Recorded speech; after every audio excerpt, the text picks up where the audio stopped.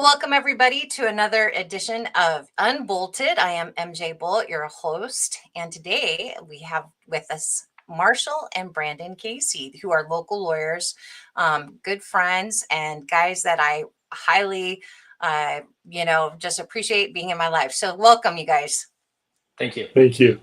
Yeah, right. Well, yeah, and I've known Marshall the longest, but I just found out he's actually not the oldest. So I put him first in the line. So I'd like everybody to get a chance to know you. I actually first met Marshall when I was on the State Board of Education, and he was helping me to go through when we were looking at adjusting some private school rules.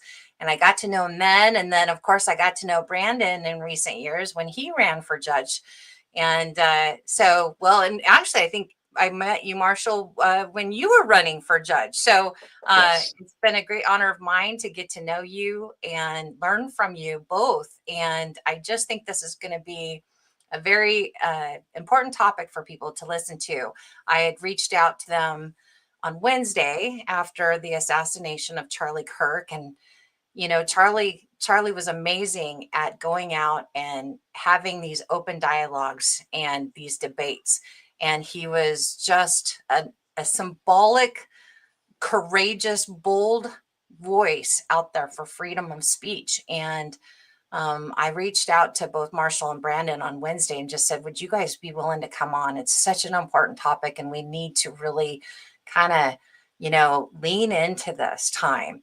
And they were gracious enough to come on and say, sure, let's do this. So again, thank you to both of you for taking the time on a Saturday away from your families to discuss this important topic. So let's dive in. First of all, people may not know your story. So let's start out with, how did you get to where you are? You both have ran for judge locally.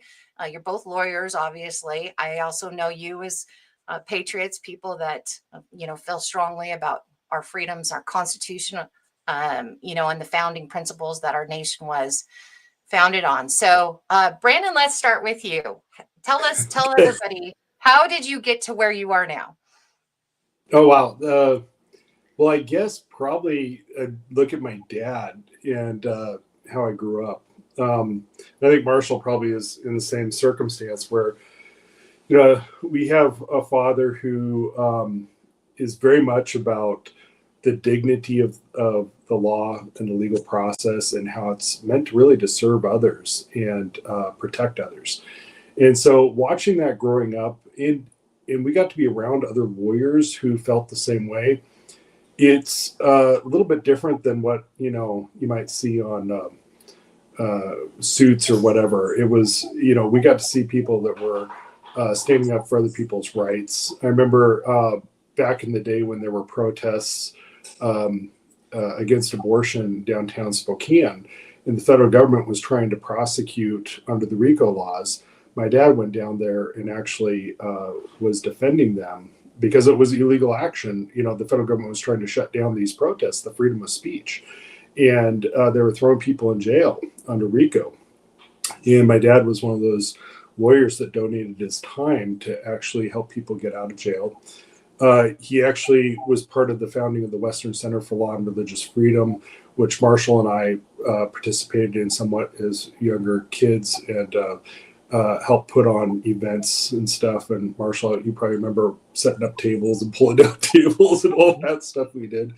And so we got a chance to see the legal process as serving others. And then, obviously we come from also a place of a belief in God, a belief that our freedoms come from God, and that, we're created to be free and to be able to utilize that freedom to be able to make this world better.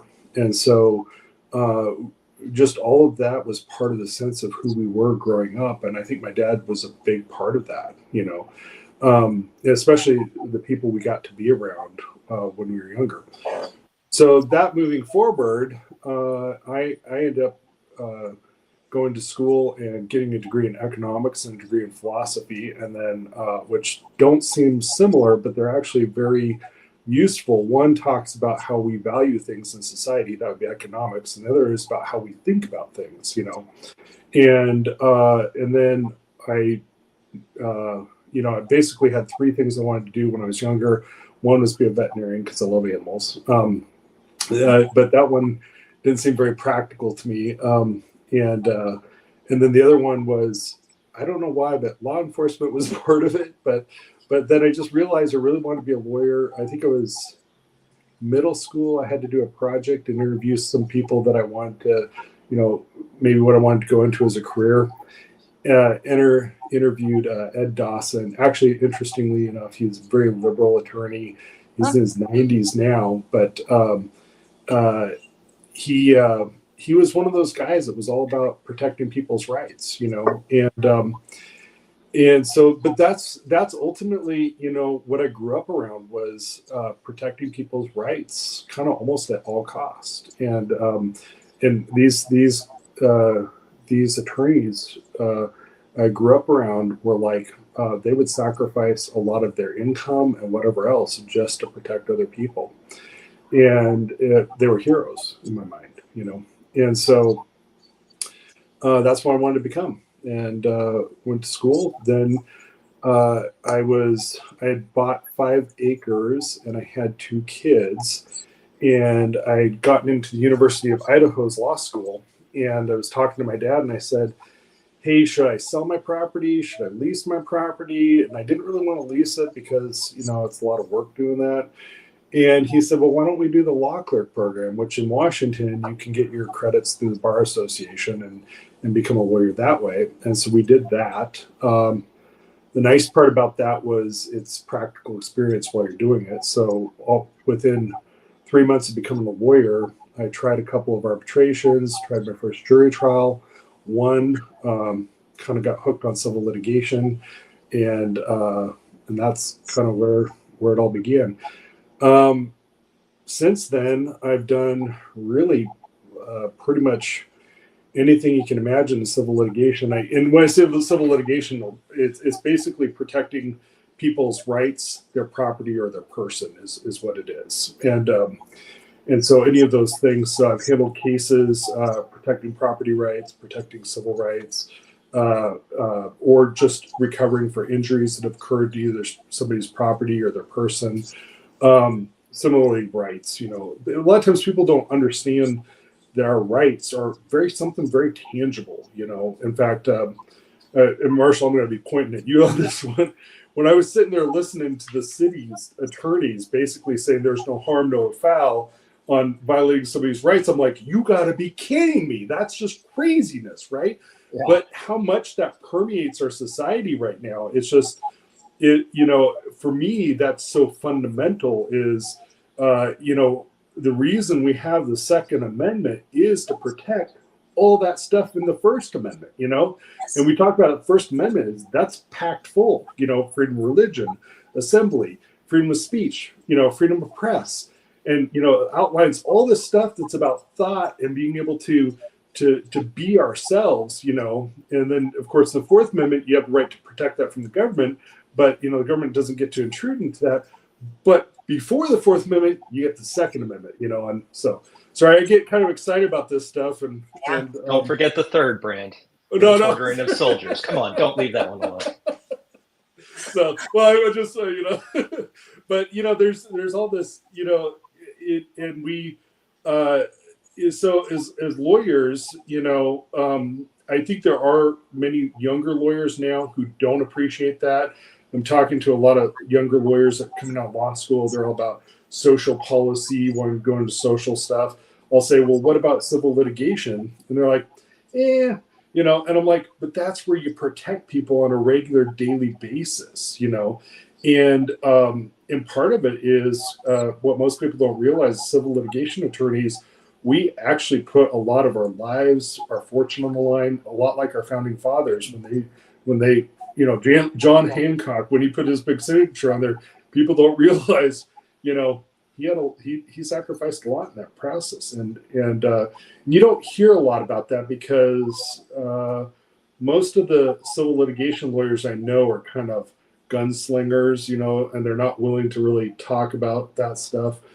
Kind of independent people, but it is true. There's a lot put on the line in this arena, and so I would say a lot of us who do this kind of work have a sense of pride and a deep sense of appreciation for somebody like Charlie Kirk, because we know how valuable it is, and so want to see that continue, and we see the eroding of that in our public. So, and I guess the one thing I skipped over was, yes, I did make a run for judge. That was kind of interesting experience. I initially wasn't planning on running for judge. I was actually trying to convince other lawyers to run for judge. And after about 4 or 5 years of that, one of the culprits here is on the screen with me, Marshall, right. Was kind of like, hey, look, you got to take some responsibility here. And so I said, I'm going to pray about it and see. And then I was talking with Rabbi Hahn, and he said, why don't you do a pros and cons list? And the first thing I wrote down on the pros side is, I feel like God's calling me to this. And then I was like, why am I filling out any cons after that? Yeah. And so, it was just something I decided I needed to do. And part of it was a lot of the problems we have going on, people don't even have a clue. That's one thing I really learned a lot of. One of the reasons I really stayed involved in stuff in the Spokane community is because I was really saturated with how much there is an ignorance, and I don't think anybody's intending to be ignorant, but there is a lot of ignorance out there. One of the things that strikes me, most people don't know, is 2,440 people that were taken by police officers for a 72-hour hold for mental health evaluation, right? So they go through that 72-hour hold.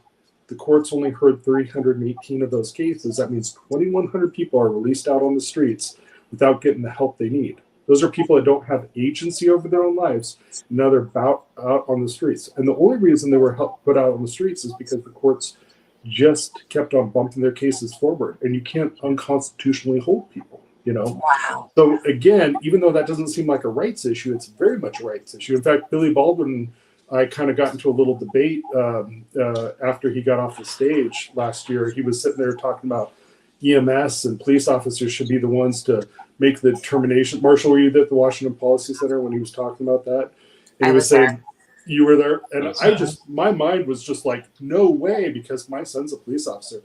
Why should we put that burden on them to determine people's rights, and whether or not these people should be held for a certain period of time? It's just too much for them. It's what our court systems are for. And, Billy Baldwin was very firm on it. He's like, well, these are the guys that are dealing with it. I'm like, no, they're not the ones who are set up to do the due process. But it is, those are the fundamental things that we deal with as civil litigation attorneys. And one of the reasons I ran for judge is just because our system is so broken now and people don't even understand how broken it is. So. Well, you touched on so many important things, and I know we're going to get into them, about the state of awareness, maybe ignorance, right? What was the name of the foundation that your dad started? The foundation of Western Center, the Western Center for Law and Religious Freedom. Of Law and Religious Freedom. Is that still going on? It got folded into the ALJ, right? Is that? I think so. It was Mike Ferris was part of it, and Mike Ferris ended up running the ALJ. Okay. Yeah. Okay. Oh, that's quite a legacy.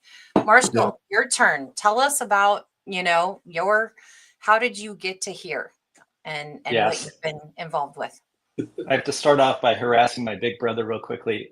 My oldest daughter will talk for the youngest for the longest time. So don't be surprised if I'm a little bit shorter. I probably should have started with you. No, you're fine. I'm going to take a little bit different track talking about how I got into law, because I kind of took a longer route.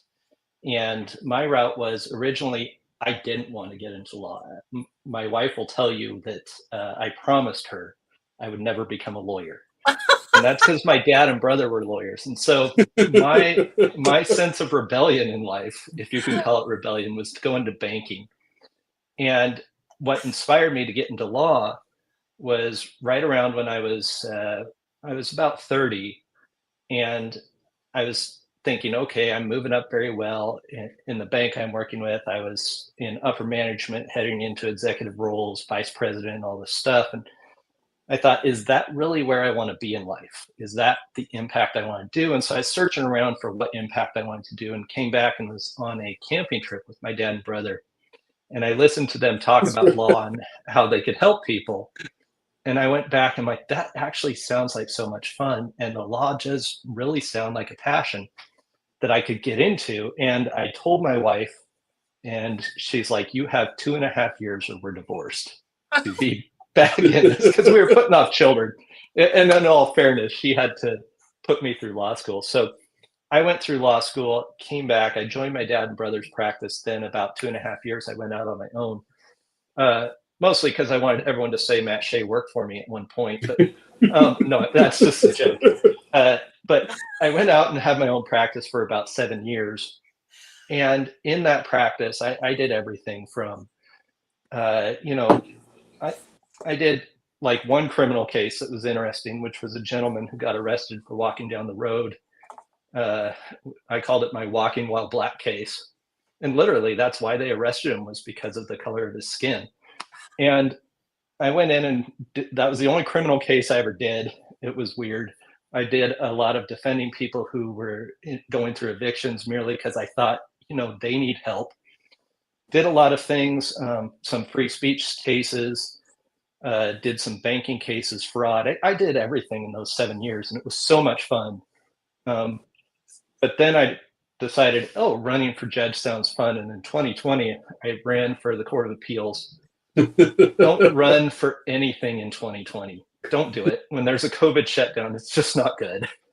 To be fair, he started before the shutdown. Yes, that's true. To be fair, I scheduled my kickoff party for like the week right after the shutdown. I didn't know that, and so 19th, March 17th. Yeah, it was like it was crazy. I kept bumping it back, thinking, okay, I've already paid for this. Why not? Never even did a kickoff party. But after that, I've kind of gone into I joined another practice, Sweetser Law Offices, where I've joined them for a while. And we've done some interesting cases. We've got a fun First Amendment case that we're doing over there. And then I have on the side some other cases that I've worked with on the Silent Majority Foundation, the Pete one that Serrano. the newspaper, with Pete Serrano. And the one they love to talk about is the Sean Poit case. But honestly, the reason I got into law is it really is my passion. And I found I just love this. I love not only, everyone sees the law as black and white, but it's not that. The law is the promises we have made as society on how we will handle you when you end up in the cycle of violence. Because the cycle of violence, our government should have a monopoly on violence. And the reason for that is they're the police officers, they're the ones who take all our money through taxes. Whatever it is, when you look at the end of the day, the monopoly on violence belongs to our government, and the law is the promise on how it will use it. And the promise of how it will use it in a way that protects us as individuals, because ultimately it should be our servant. And so day in and day out, when I work with the law, I work with the promises made to every person out there. And I think that is just so much fun. I mean, it's just, it's a blast to sit there and go, these are the promises made. And when you're standing in front of people with power, because ultimately as a lawyer, the only power we have are our words, our speech, are the arguments we craft and the stories we tell, and the promises we remind that system of. And that's the fun part, is I get to walk in armed with nothing but the promises made and look at that person in power and say, are you going to be a promise keeper or a promise breaker? Wow. Are you going to uphold what that oath you took to follow our Constitution, which rolls down to every single law, or are you going to do this based on your whim and how you feel today? And that's that's so much fun. Yeah. But to jump off, I want to talk real quickly why I have the floor before it goes back to Brandon. I want to talk about, I know, I want to talk about the freedom of speech, because to me, it's not just a statement in our Constitution. It's not everyone. This is the funny thing. People say our rights come from the Constitution. There's some who say that. And that's a very French idea. It's definitely not an idea that comes through our system, which we believe that individuals have inherent importance, and how they speak is how they develop their importance and how they develop who they are. But they don't only develop who they are, they develop who you are.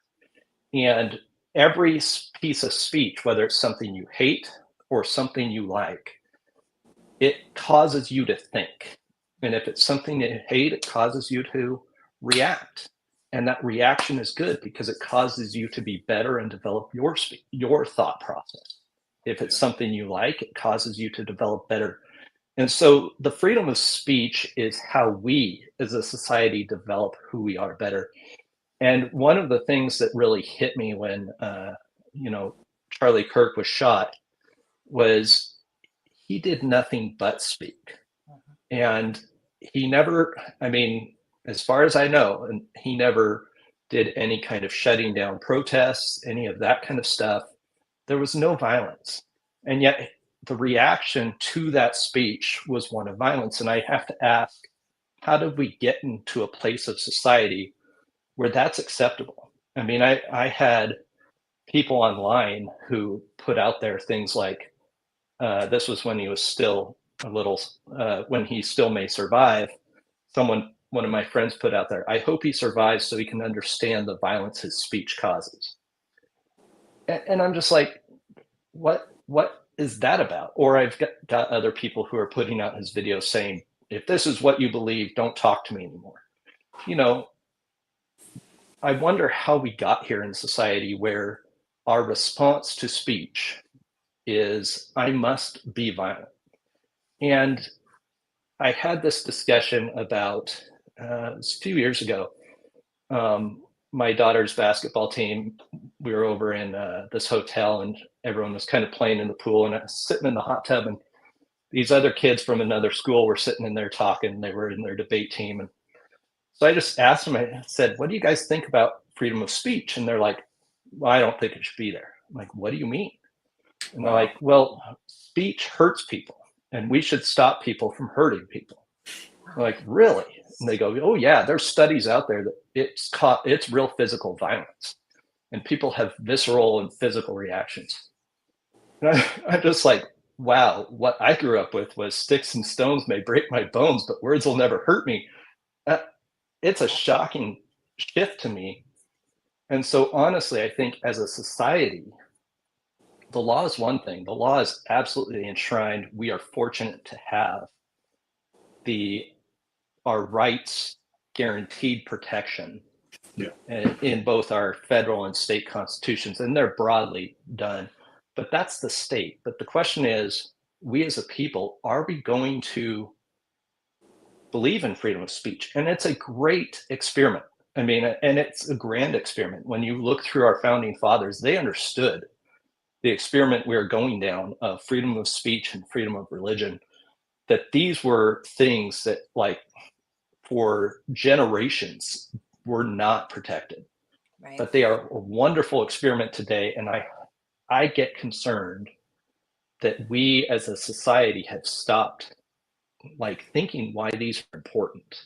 Not just important in our government, but important in who we are as a people and who we want to be. And so, okay, I've gone off on my speech. Well, and so many good things. And Brandon, I want you to speak about this, but I want to just kind of itemize a couple of things here.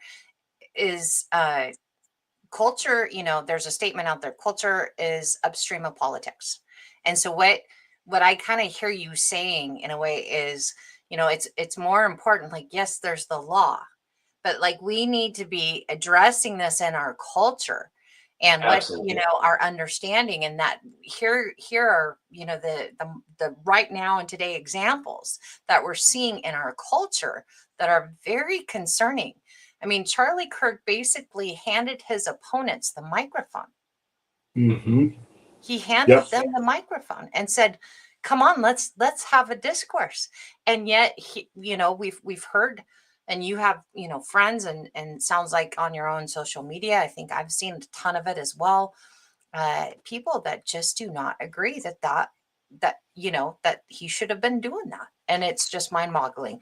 Brandon, what does free speech mean to you? Well, that's pretty broad. No, I mean, really, it's freedom of thought. It's freedom to be able to discourse and be able to amend thought. Mm-hmm. I'm going to go to Justice Brandeis's. I'm not going to quote it properly, but basically, one of the things I love what he said was, the cure for harmful speech is more speech, not silencing people. And some of these quotes I don't have memorized exactly, and I'm trying to remember which one of our founding fathers, but I always remember it is let everyone speak, or else you actually think they have something to say. And that might have been Benjamin Franklin, who also said, if we don't have the liberty to speak, we don't have public freedom. The freedom of speech was so fundamental to the discourse and being able to bring our thoughts together and create unity. I think it's actually this attempt to shut things down. And I honestly think one of the reasons that Charlie Kirk became a target was he was getting people to think, especially in the place where they should be thinking. I mean, the universities are where this should be happening, right? And I watch, it was interesting because I think it was my sons who turned me on, because we'll tend to watch YouTube videos. We'll exchange that stuff and we'll sit down and watch those together, or clips from Instagram or whatever, and we'll talk about this stuff. And I think that's where I ended up starting to watch Charlie Kirk. And it was interesting to me because, somebody come up and they would just start blasting him. They would just be all negative and calling him names, and really not even trying to attempt to debate him.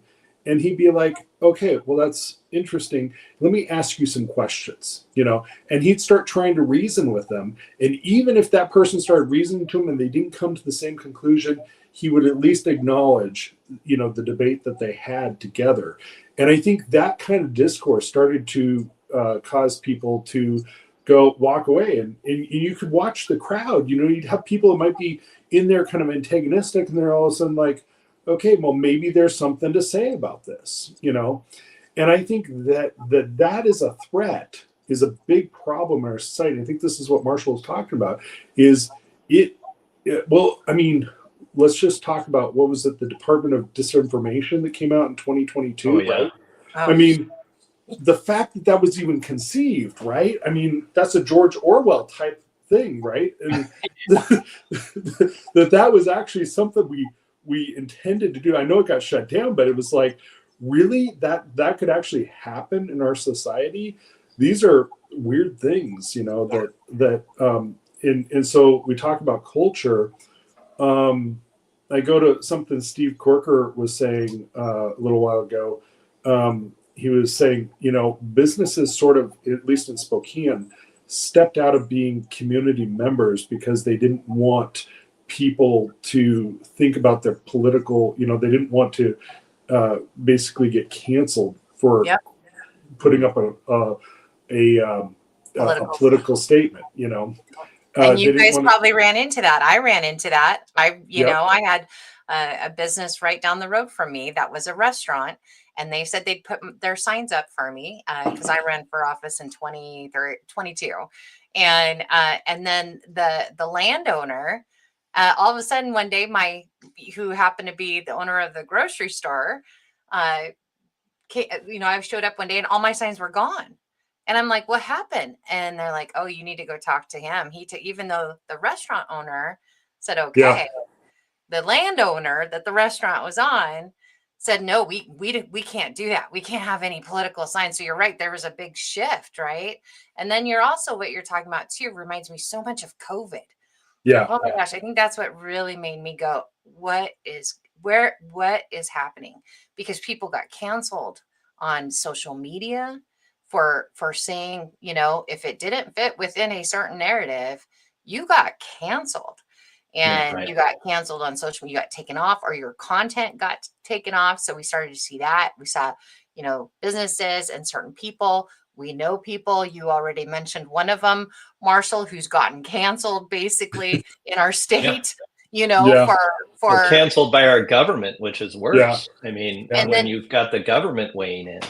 And then to find out, like you're saying, Brandon, that it was from our government, and it still is. I mean, our state still has, I can't remember what it's called. I know they have the the hotline, the call-in line. Yeah, but there's also this, thing, and many of us, some of my colleagues here on X and stuff, we're on it. We know we're on it. We're already itemized as being, the bad people because of what we talk about on social media. It's crazy. So it's a different level. Though, here's one of the things that occurs to me is the problem we have not fully understood. The dissenting voice really adds so much to our entire society. I mean, the voice of the minority, the person you don't want to hear.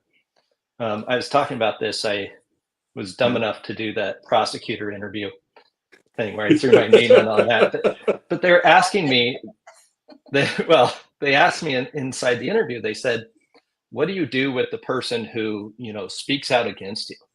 And I'm like, I may not like that person, but I tell you, time and time again, I have seen where that person has saved me from being overly confident and thinking I'm absolutely right. And one of the things I think we have not done enough of in society is appreciate the fact that I may not agree with that person in the least, but they may bring something to the table that I have yet to think of. Right. Or maybe they are bringing a counter to someone else that I don't think of. And we so absolutely want to shut everything down because we're scared that maybe, and I think it's actually, I think the hate for freedom of speech is actually cowardice. It's cowardice that I could be wrong. It's arrogance and cowardice. Yes. It's that I could be wrong, and I'm not willing to even contemplate I could be wrong. Or Charlie Kirk was out arguing with people, and the fact of the matter is, why can't you walk away from there and say, I think he's wrong, and be absolutely not cowardly about it, and say, well, if he doesn't agree with me, I'm not going to, and not be able to handle and deal with those counterpoints that he put in your head. If you can't deal with them, maybe there's a chance you should be rethinking that. But that's actually one of the things that I regret on the progressive and liberal side, that they've gone this route of shutting down speech, is the fact that we are not seeing good thought process and arguments come from that side that could counterbalance maybe something that we don't know that's going on. And so I'm actually more concerned about the fact that we aren't hearing anything that is like a level of logic. Instead, it's a level of rhetoric that if you don't accept my rhetoric, you're evil, shut you off. No, tell me more. I mean, tell me why this rhetoric, okay, no, that doesn't make sense to me. Oh, and bam. I mean, that's what scares me also on the other side of the shutdown of freedom of speech is we're not getting good arguments from the other side. And I don't know if we're wrong at certain points because they'd rather kill us than listen to us and talk with us. And so that's concerning to me as well. I don't know. That's just one of the thoughts I've got going on is. Yeah. If I can add, something Marshall says that I think, especially as lawyers, and this is one of the things that it bothers me, and I think it bothers Marshall, because I've heard Marshall talk about this, and I know I've talked about it. We want to demystify law. A lot of times there's like this magical sense of what lawyers are and who they are and all this stuff, and really there's a lot brought to the table by lawyers and legal professionals, which it's about reasoning. That's honestly all we have is a tool set. Marshall was talking about going in and telling your story and bringing in the promise, but it's the legal reasoning. And when I say legal reasoning, it's not anything magical. It's just reasoning, And it's a lot like what Charlie Kirk was bringing to the table with people. And you see these people coming up and they don't have anything good to discuss back. There's no iron sharpening iron. There's no bettering that's occurring. And, so sometimes I'd hear people like, oh yeah, he crushed it. He crushed it. Well, I don't think that was what Charlie Kirk was going for. I think he was actually going for, can we sharpen each other, And so there's almost this, as lawyers, we do want, if I go in and crush the other side and I get injustice, I'm not going to feel good about that. I do want the other side to actually present something that's reasonable, unless they should give up. I mean, that's one thing, but it's like we want justice to occur.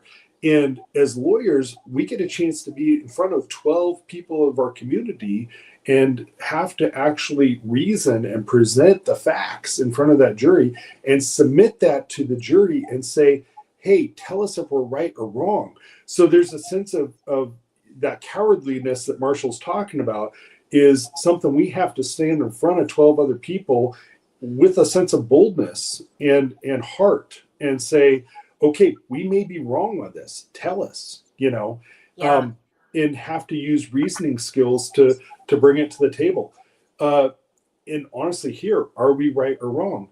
And we don't get to go shoot somebody afterwards, So this sense of like violence that comes from reasoning is just insane. And like Marshall's saying, it's diminishing our community in ways that it's hard to describe, but it's just diminishing our community. Well, and it actually reminded me, when you talked about the cowardice of men, it actually made me think of too, this is just me, and I would think a lot of people are like me, but I can't imagine thinking I'm going to be right all the time. I know better. In fact, I know I'm wrong a whole bunch.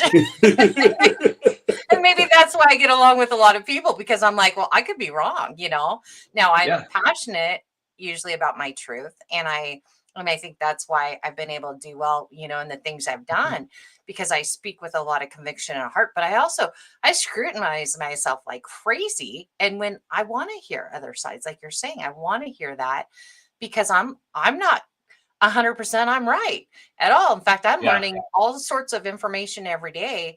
And that's, again, like, to think that there's only one way, and you can't have any arguments again. And during COVID, that was, trust the science. Science, I'm sorry, science is always questioning. You have a hypothesis and you're constantly testing it, right? Yeah. And then you go back. Yeah. Is it working or isn't it? And then oh no, you can't question it. And yet there's evidence right and left. And of course, we're finding out now that many of us that were, questioning were right to question. Oh, yeah. Right. And so, but I'm wondering if it's also the pride of men, and I was going to look up see about a scripture. I had Brian Noble on yesterday, and we were kind of talking about some of this. And so it might go back to a spiritual battle, of this pride of men thinking that everything, or you can't be questioned, or you're in the right and they're in the wrong. There's I feel like media is playing into this. You guys kind of talked about this a little bit. Marshall, you talked about the school age kids that didn't think freedom of speech was important. And how big is it, like the foundation of everything else? Freedom of speech? Honestly, it's a very significant foundation. I mean, speech originally comes from our thought. And we were talking about scripture. I want to throw one out that I constantly love, is out of Proverbs. through a multitude of counselors, a city's saved. And that is ultimately the talk on freedom of speech is you've got to have a multitude of voices to save our community. Wow. I mean, that's the reality. If you don't listen to all your counselors, and some you got to say what's the wisdom behind this and that kind of stuff. But to get to your point on the speech, I honestly think it's come from a fact of speech starts out as thought, then we share it, and someone else comes back and speaks back to us if we're willing to listen, if you're a good listener. And then we shift our thoughts, and the ones that shouldn't be around die, and they move to something better. That should be how we work. But what's happened is so many people have gone down the road, at least this is what I see, affirming feelings. And rather than saying, maybe your feelings aren't legitimate. Have you thought of that? And so I now need to shut down my ability to listen because all my feelings are legitimate. That's kind of, I guess, where I could best come with it is we've embraced in society that feelings are your definition rather than your definition should be that of a truth seeker.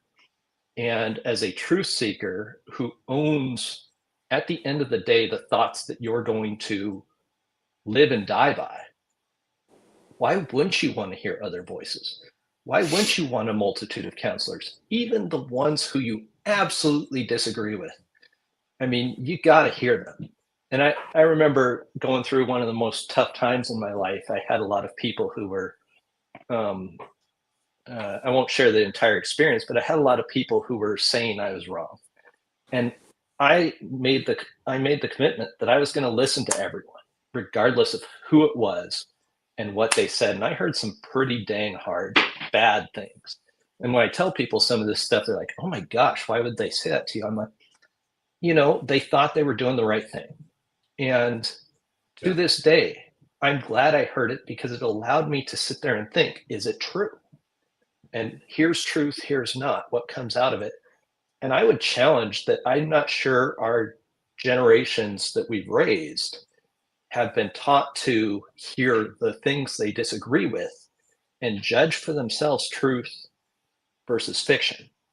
And not only that, but where did they begin to shift a little bit more based on what they heard and what they haven't? And so that's kind of my view of where we've gone with freedom of speech is we don't like hearing the dissenting voice because it hurts our feelings. And that's just hard. It's dangerous. It's dangerous. It's very dangerous. Yeah. And then, I was talking with somebody else actually last night, somebody from the police force, and how, this is not compassion. This is not compassion, to enable people to stay in a place that is harmful to themselves and to their community is not compassion. And it's like we are lying to ourselves. Let me read a couple of these scriptures. I looked up the pride of men. The wicked in the haughtiness of his face will not seek nor inquire for him or God. All his thoughts are, there is no God. So that there's no accountability or punishment. I think that kind of lays it out well. That was from Psalms. And then in Proverbs, pride goes before destruction and a haughty spirit before a fall. Brandon, thoughts that you have about all this? Yeah, interestingly enough, what came to mind when Marshall was talking was James 4, which talks about what causes fights and quarrels among you. Do they not come from your desires that battle within you? And this thing about the freedom of speech and being able to listen to others is really, I think, what Marshall was talking about is I need to be able to hear. If I cannot listen to others about my faults, and then, you go to Corinthians 4, where Paul's talking about, how do you take in that information and let God be your judge instead of other people being your judge and submit that stuff to God? Well, that's the basis of humility, right? Fear God, not man. And really what we have right now is this upside down, a tremendous amount of haughtiness and pride. And so people can't take any kind of criticism without it just destroying them. And when we talk about it being violence, it's not really violence. It's not really violence. But that level of that war inside, and now we create it. And it's interesting because it says, so you kill, is the next portion of and that, and I didn't just remember that when Marshall was talking is, this leading to kill is really about these wars that are happening inside, and people don't have the ability to have some humility and fear God instead of man. And when I talk about fearing God, and sometimes people think about trembling fear. No, we're talking about respect. We talk about peer pressure, right? Is that peer pressure coming from people, or is that we're looking at God and saying, okay, we care about what God thinks about us? So Justice Jackson, who's one of my heroes, who was great on due process. He was one of the great fighters for due process, and one of the reasons I loved him is he was supposed to become the Supreme Court Chief Justice, and there was this back behind the scenes agreement that if he went and did the Nuremberg trials as a prosecutor, and that was a big thing, right? I mean, being able to stand up for justice, because essentially the defense that the Nazis were having was, hey, we were following our laws, and he went and fought, so he went in as a prosecutor representing the United States and that, and he gave up his seat as Supreme Court Chief Justice. When he came back, he wasn't allowed to have that seat. He was promised it back, but he wasn't given it back. So it was a big sacrifice for him. He went in there, and he was considered one of the best orators during the opening and closings, and cross-examinations as well. And he said, just because I'm unconsciously wrong yesterday does not mean I need to be consciously wrong today, And that was the recognition that sometimes we're wrong, and we need to be able to know how we change our opinions. And so I have that above my door, my office, is because all the time we don't know when we're wrong until we have that voice of dissent that comes out, the person that sharpens our iron. We have to listen to that criticism. It's about humility, and this belief that we can't be challenged. It's mind-boggling to me, and I think hopefully good lawyers, it's mind-boggling to them, and it's a little bit sad for me to see a lot of lawyers who are kind of withdrawing and not seeing how we have a role in helping our society, in that reasoning skill. So how do we get from where we are? There's a lot of challenges. I mean, we're faced with in our society, and I think that this week it showed us, at the very least, right? It showed us where we are as a country, as a nation, as a culture.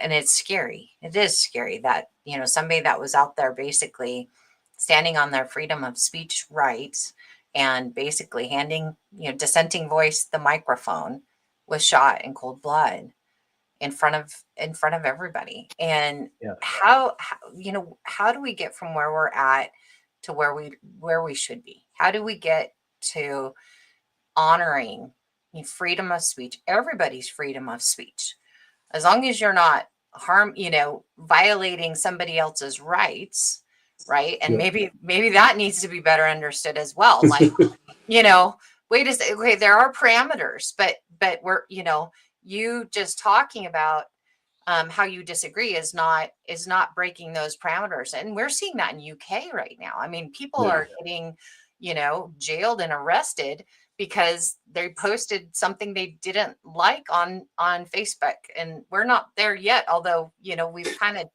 come pretty darn close. So how do we get from where we are to where we need to be? I think I would say it's two things, but I'm going to tell you we don't get there in a year. We don't get there in 5. Yeah. We get there in generations, and we got here in generations. But honestly, I think it's two things. I think number one, a boldness. This is one of the things that Charlie Kirk had, was boldness. I mean, there was no doubt he was receiving death threats and everything. He put himself out there, and his life was cut short, but his mission was correct, and his mission was done. Yeah. He did his mission. And so, number one, I think boldness. But number two, I also think at the same time, it's amazing to me how much people stand up for their own rights and start screaming for their own rights, and watch as the person next to them loses theirs. And that's the reality of what happens is when my neighbors is lost, mine get diminished. And to this day, that's not, I mean, people ask, it's really funny how often that FOIP case gets mentioned in the newspaper. I took the spotlight in Range Media by the FOIP case rather than two very qualified prosecutors. And I'm the third option, and they're like running this whole article on me. It was just ridiculous. But the whole reason I took it, and the whole reason I went down there and watched, was they were sitting there attacking the rights of someone else. And, you know, honestly, if they were attacking the rights of someone who wasn't a Christian, I would equally be doing the same. Because the reality is, at the end of the day, we need to not just be like, oh, it's my rights, but stand there and look and say, what are theirs? And who's my neighbors? Because if we're going to live in a pattern that shifts this for a generation, we got to do two things. And that is model to our children boldness, and model to them that we will be out there, live or die, to do the right thing and what we believe is right. But we will also protect our neighbor and protect their rights, and not just scream about our own. And so those are the two things that I think how we get there is that's what we do. And we only get so many years on this earth to do our shift, and then we exit it.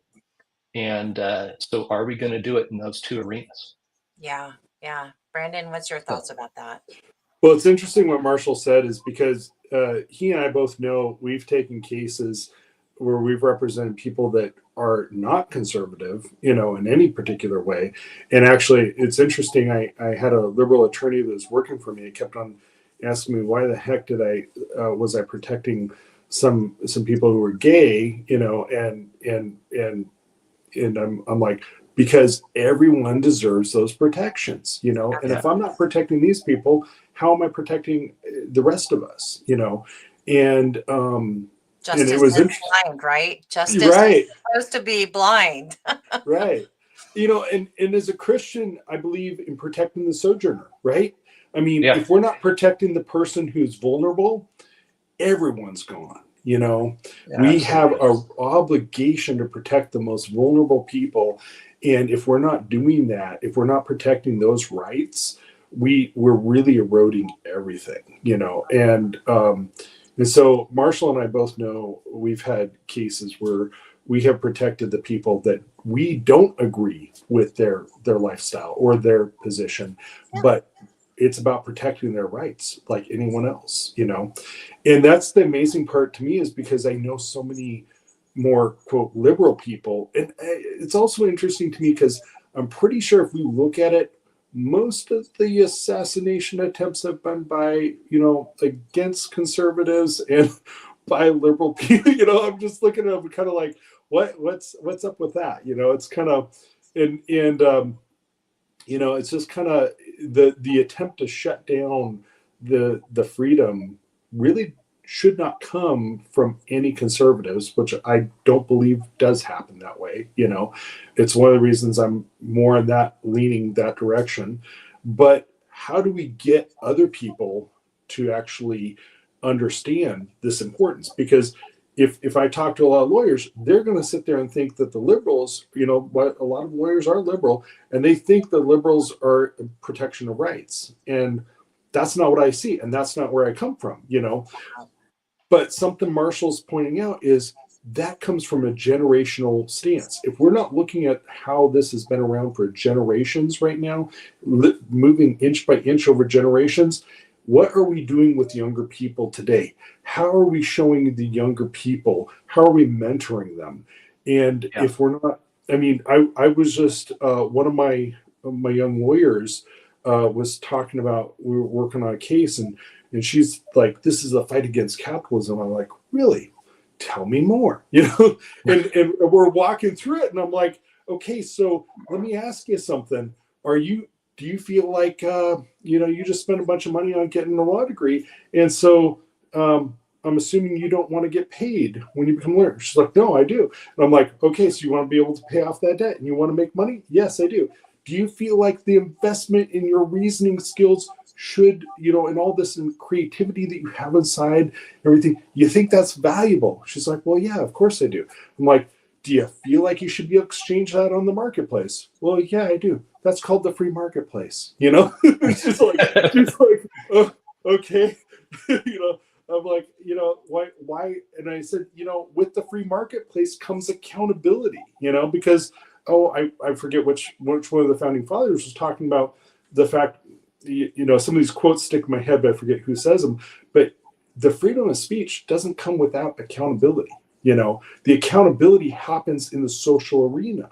And it's just like our Washington State Constitution actually says, everyone has the freedom to speak and take the accountability for it. It was just kind of interesting because I think it's only our amendment that actually says that, is basically, people get to be prejudiced against you for the speech you have, So not only do you have the right to speak freely, but everybody gets to hold a prejudice against you if they want to.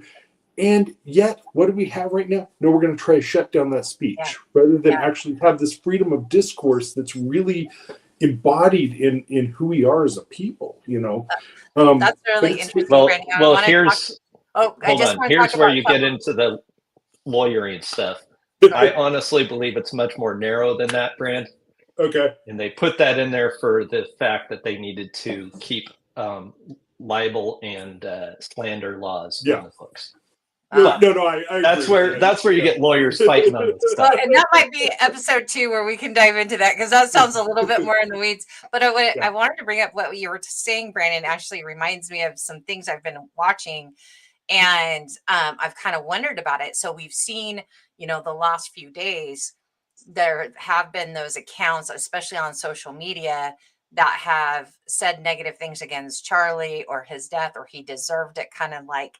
And then there have been a lot of other people that have raised the flag, if you will, on those posts. And we have seen quite a few people get canned recently, and especially from higher ed institutions or elementary schools. And, I'm like, if it's kind of felt like a little bit of a slippery slope to me, because it's like, well, they have every right to post that, right? Like they have the right to the freedom. I believe in their freedom as just like I would want the freedom for myself. However, like you said, there is the accountability for it. And look at what's happening. And I think it's and there's a lot of people that are like, oh, send them to me, I'll help blast it, and so a lot of people are like acting like a watchdog right now, helping to really amplify those, accounts that are doing that, maybe bad kind of bad behavior, if you will, because it shouldn't be, that's not morally anybody that dies like that. I mean, I don't care what side of the aisle, right?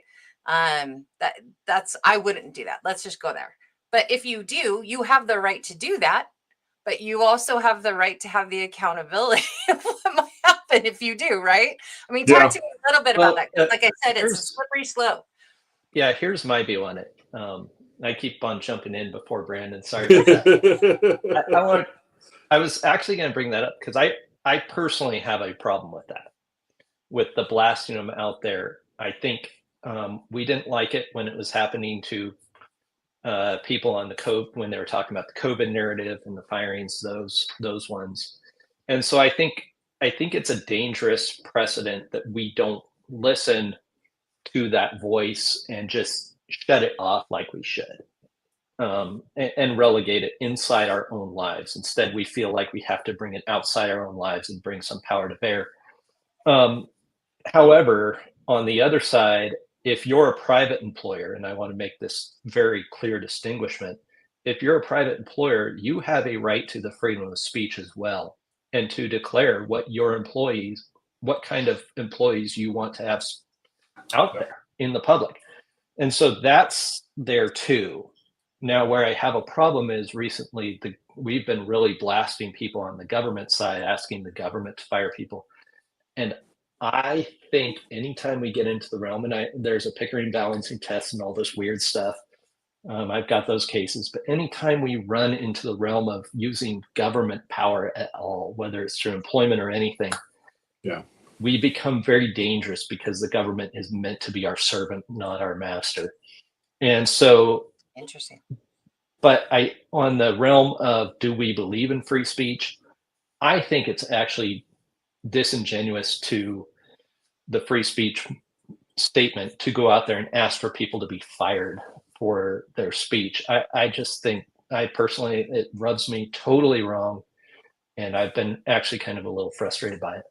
Interesting. Brandon, you have thoughts on that? Yeah, actually, something Marshall said I think is really important, and it's a misunderstood concept.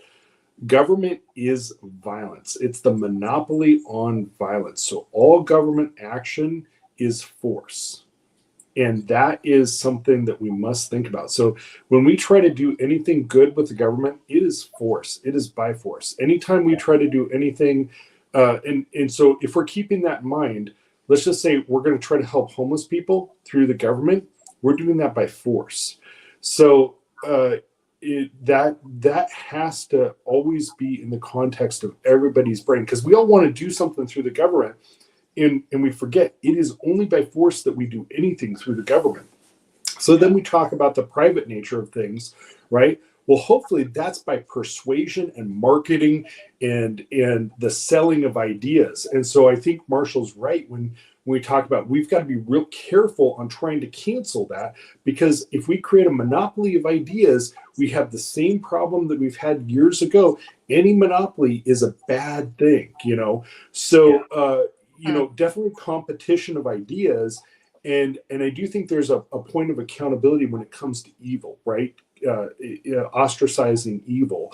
But we have to be careful there too, because are we ostracizing something too quickly? Are we silencing something too quickly just because it makes us feel uncomfortable, just because it makes us feel bad, or we don't want to look at it that way? Yeah. That is gonna diminish our ability to make choices, because maybe even 5% of that's good and we want to take that and use that. We lose it if we throw everything out. So we've we gotten have to be so much careful. of that from the left. I think that white Christian nationalist, domestic terrorist, we a lot of us has been, just because we were conservative, or just because we voted for Trump, or just because we were our Republican, or whatever, right? Or didn't believe in taking the vaccine, or I was in a public space when that happened, and I didn't do it, and I feel like I kind of got taken out because I didn't choose to do that medical treatment. And so I get it, right? Like, we don't like to be labeled. And so then those, and then you see people kind of calling, Charlie a Nazi, and or using that same rhetoric to label and to defame, or, I think like what the case with Sean Floyd, right? And so I get there's a sensitivity, but yeah, it definitely is a very slippery slope, isn't it? Yep, it is. Yeah. And it's really something, I think, if we don't appreciate, and this is where I think Marshall was going earlier. I mean, I thought you were pretty clear about it. Just make it as clear as I can make it, is that slippery slope is governed by people's appreciation for the reasoning for those ideas, and the fact that the appreciation of other ideas, competing ideas, is not out there in our current culture. The fact that this idea that somehow words are more destructive than anything else, it's going to hurt our society. And so to change that, we're going to have to start with really the selling of the idea to young people that other competing ideas are good things. These actually improve us, and that they build us. They don't hurt us. They help us. I think about that book, Can't Hurt Me, by David Goggins, right? And that guy, it's amazing. You read that book, and he comes from the background, a pretty abusive background, right? And he talks about mental hardness, and how that mental hardness that he developed actually created the ability to be, more vulnerable in his heart, you know. Yes. So wow. Yeah. I got to read that book. I want to honor your guys' time. I've definitely got other things I'd love to ask about, but I know we were going to check in an hour. How we doing? You guys do you need to head out to your families? I know you're taking time away from your families, or you got a little bit, maybe 20 more minutes of time, you think? I just got a text asking if I'm on my way back. Okay. So. All right. Okay. Well, that's literally just got the text. Well, there we go.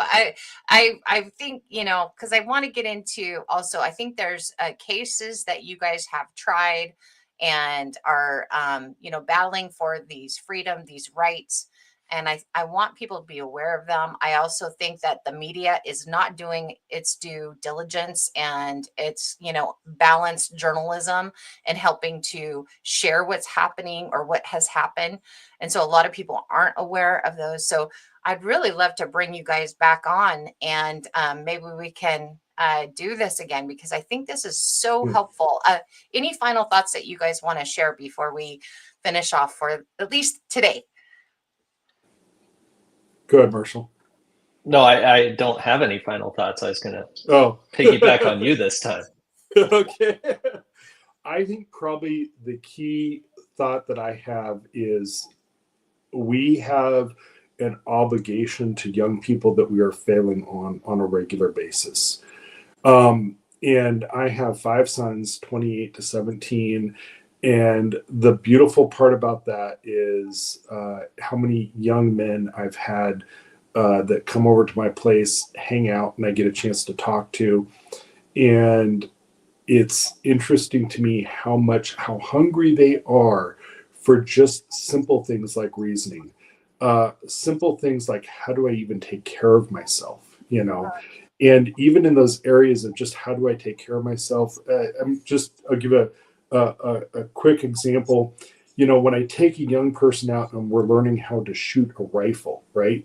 That's a perfect opportunity for me to talk about, the same way when this bullet exits this gun, you lose control of it. It's how it's aimed, how it's purposed. And by the way, your words are the same way. Are they intentional? Are they thoughtful?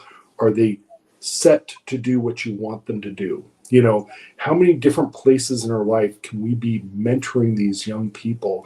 And it's not happening today. We've turned that over to essentially an institution that doesn't truly care about our kids. It cares about an ideology or ideologies. And a lot of those ideologies are developed by people who don't really want to have kids. They want to control our kids. And I just think we can do better. And if you can, get out, mentor, help the young people just in small things. There's every area of our life we can teach about, freedom of assembly, just getting together and talking. How many young people don't even take the time to get together anymore? Those social skills that we grew up with taught each other how to be. So many kids that maybe I didn't really like them all together, but they were the people I hung out with, right? Yeah. You have to get along. You have to figure out, what do I like about this person? What's good about them? That freedom of assembly. And if I say something stupid, I'm going to get probably, some Right? consequences, right? Yeah. And there's just all this stuff that's right there in the midst of us, and we've sort of taken it for granted, but we understand. So we have an obligation, I think, to the younger generations to help them, bring them into a great appreciation, because what you don't appreciate, you'll lose. Yeah, that's a great call to action, I think, especially in light of this week. I think there's a lot of people feeling called to step up and do more, and be bold and courageous. And I think, mentoring is so needed right now. Marshall, Yeah. your thoughts? Yeah, I want to end with this one. I like what Brand's talking about with mentoring, but I want to take it just a different direction. Is, to me, when we're talking today about freedom of speech, it's absolutely important to remember that all our freedoms and liberties pre-existed our Constitution. They are who we are. And anytime you exercise that and be bold, you're doing not your constitutional duty, you're doing your duty as a human being. And so I'd encourage everyone to be bold and exercise their rights.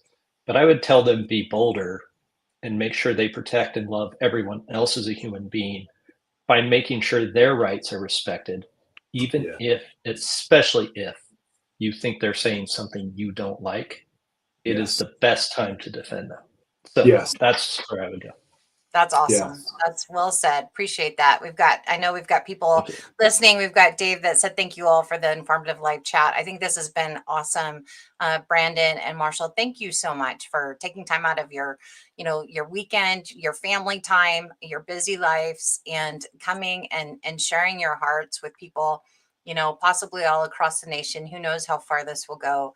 But I hope we can continue this, because I think this is so important for people to keep thinking and leaning into this, and for us to almost deconstruct this. I mean, Marshall, you kind of started it out from the get-go talking about, students not thinking that our freedom of speech is important. And that is so alarming. And just like Brandon, you are saying, we've got to get involved with our youth and really mentor and change that. And it is on us to do that. So, if we can use this platform to maybe challenge our thinking or learn more and about how we can change that and better understand, what those freedoms are, what those rights as a human being are, and as a, citizen of the greatest nation ever, right? It's under God. Then I think I would love to do that. So thank you both for your time today. Thank you, MJ. Yeah, blessings to you. Thanks to everybody. And we'll all see you later. Have a great weekend. Thank you, MJ. Thanks. You too. Thanks. Yeah.